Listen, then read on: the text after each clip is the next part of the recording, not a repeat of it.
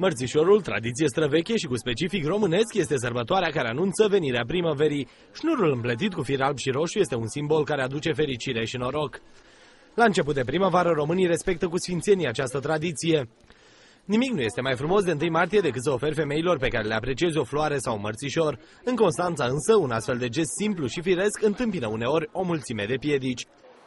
Victor Manea a dorit să-și exprime aprecierea față de reprezentantele sexului frumos, dar s-a lovit de reticența unor comercianți. Aceștia au încercat să-l împiedice să intre în magazinele lor și au invocat teama de consecințele pe care le-ar putea suporta din partea reprezentanților primăriei. Vă rugăm frumos, nu mai... Nu, dar... Da, corect. Îmi dați voie să ofer o floare? Nu, domnule, nu. Pentru mine nu. Duceți-vă în altă parte. Nu, lăsați. Duceți-vă în piață, vă rugăm noi frumos, da?